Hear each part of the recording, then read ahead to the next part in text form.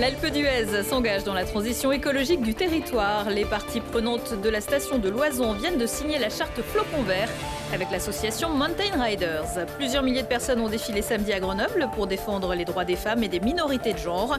De tous les âges, ils et elles se sont rassemblés pour une convergence des luttes. Et puis Jonas Olosouzian a habillé les Miss France, mais peut-être aussi votre voisine. Ce créateur de mode isérois confectionne des créations de luxe pour les soirées et les mariages. Bonsoir à toutes et à tous, ravi de vous retrouver dans ce JT du lundi 10 mars 2025, du lundi au vendredi à partir de 18h, l'essentiel de l'actualité du Grand Grenoble. Retour au Bercail ce lundi pour les vacanciers de la zone A, celle des petits et quelques grands grenoblois.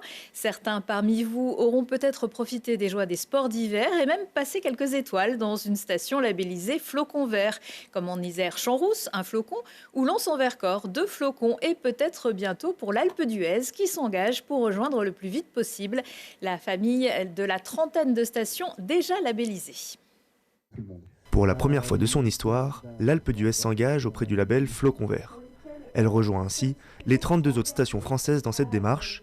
L'objectif, engager et structurer la transition écologique de la station pour atteindre d'ici 2030 le zéro déchet. La caractérisation nous a permis de nous rendre compte que finalement les vacanciers c'était une petite partie des déchets qu'on retrouvait.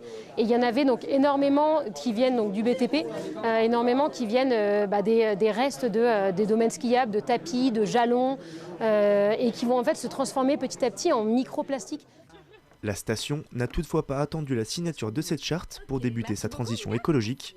Parmi les premières innovations, la fin de la distribution aux commerçants du programme d'animation en papier, remplacé par des cartes postales. Du coup, je vous propose le nouveau programme. Donc, c'est un programme sous forme de carte postale. Et derrière, vous avez un petit QR code, en fait, où les gens vont le flasher. On va avoir toutes les informations dessus, aussi bien le programme des animations que le guide de bienvenue, vraiment tout. Et c'est un QR code qui se met à jour directement. Et du coup, on limite le papier et le gaspillage. Au total, 15 000 feuilles vont être économisées sur 2 mois. Autre initiative, mais cette fois sur les pistes, l'installation de cendriers fixes et la distribution de cendriers portatifs. Donc là, on a le petit cendrier qui s'ouvre comme ça, où j'ai déjà mis mon mégot dedans.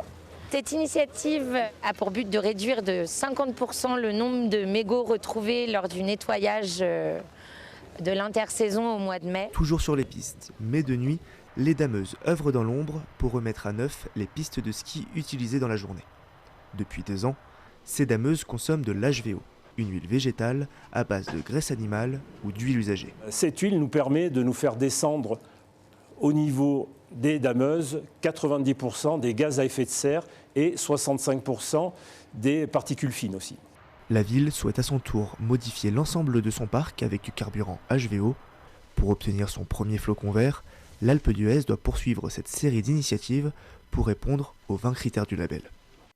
À l'Alpe d'Huez, le domaine skiable reste ouvert jusqu'au 21 avril. En revanche, la saison est terminée à l'Alpe du Grand Serre, mais ce n'est peut-être qu'un au revoir pour la station de la Matésine qui avait failli fermer définitivement il y a quelques mois. Après une forte mobilisation, les élus de la communauté de communes ont validé le principe de relancer une délégation de service public. Le 8 mars, c'est la journée internationale de lutte pour les droits des femmes et des minorités de genre. Comme dans d'autres grandes villes, une manifestation avait lieu samedi dans les rues de Grenoble. À l'appel de l'Assemblée générale féministe, près de 5000 personnes, femmes et hommes, se sont retrouvées du CEA à la place de Verdun dans une ambiance joyeuse mais déterminée.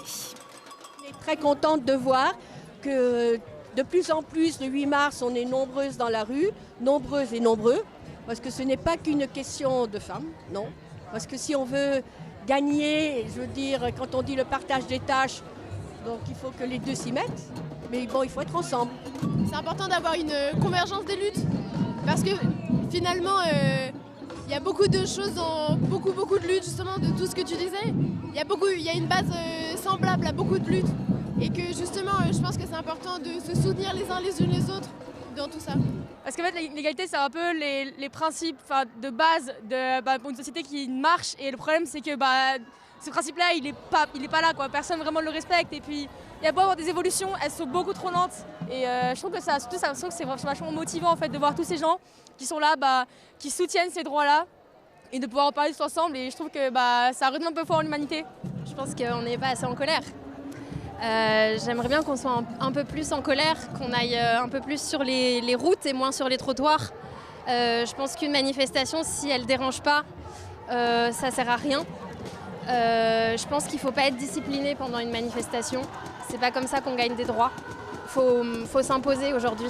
C'est pour ça qu'on doit être dans la rue. C'est pas seulement pour se montrer dans la rue, c'est pour gêner aussi.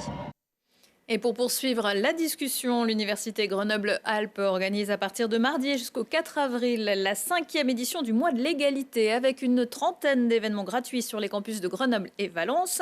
Au programme demain de 12h30 à 14h, genre et climat, même combat, animé par Emma Letellier à l'Institut d'urbanisme et de géographie alpine sur le site Vigny-Musset. Tous égaux devant le cancer colorectal, une maladie qui touche aussi bien les hommes que les femmes. Mars bleu, c'est le mois de sensibilisation parce que plus le cancer est détecté tôt, plus les chances de survie sont importantes. Dès 50 ans, il est possible de bénéficier gratuitement d'un kit de dépistage. Le CHU Grenoble-Alpes organise 2 journées d'information mardi de 10h à 15h sur le site de Voiron et mercredi aux mêmes horaires dans le hall Vercors de l'hôpital Michalon.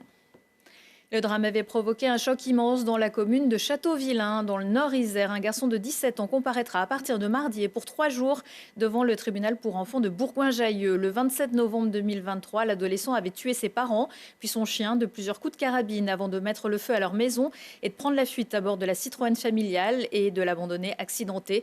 C'est à la descente d'un bus qu'il avait finalement été interpellé à Montpellier. Le jeune garçon avait expliqué vouloir se construire une nouvelle vie.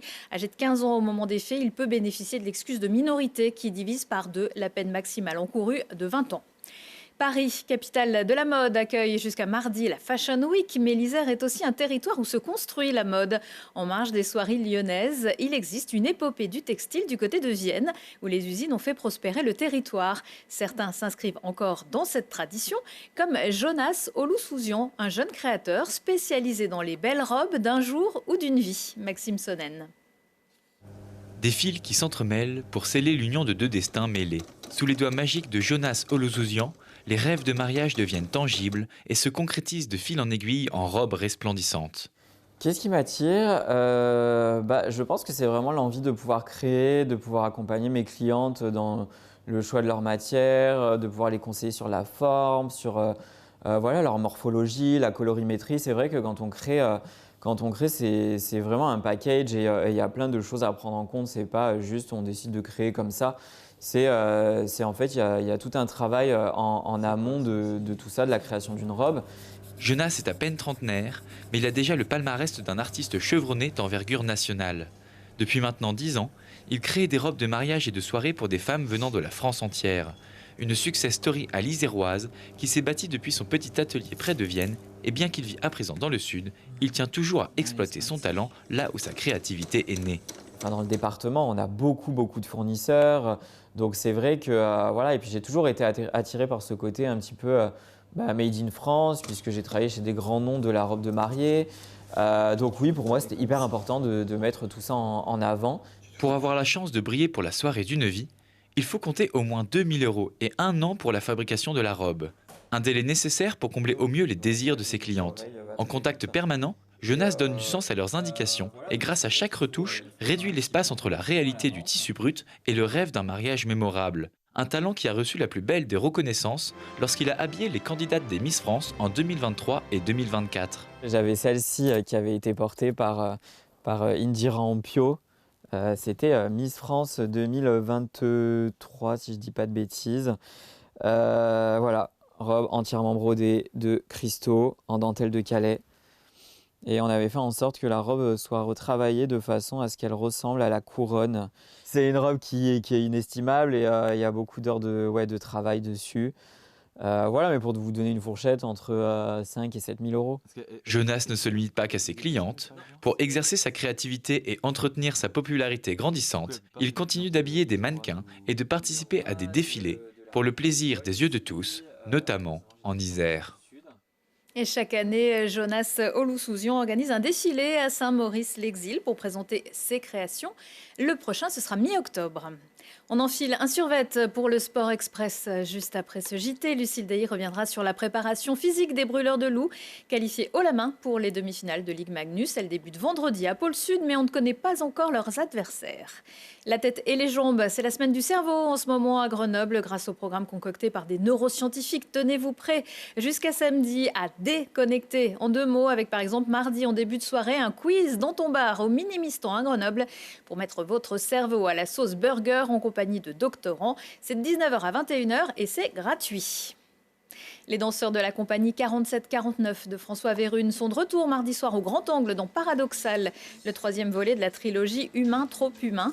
Avec des corps engagés, les 7 interprètes mènent une quête d'émancipation individuelle et collective d'une grande délicatesse qui conduit le spectateur à réfléchir aux métamorphoses et aux paradoxes permanents auxquels chacun est confronté.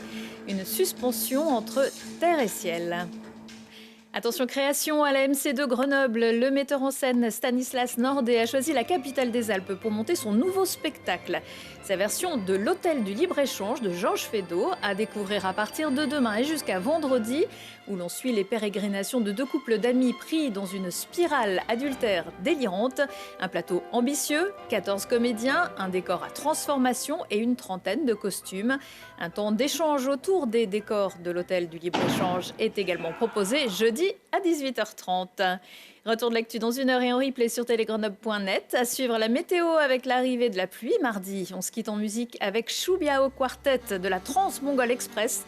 À découvrir mardi à 19h, salle des écrins à Bourdoison. En attendant leur passage très prochainement dans l'émission Si on parlait. Excellente soirée à tous.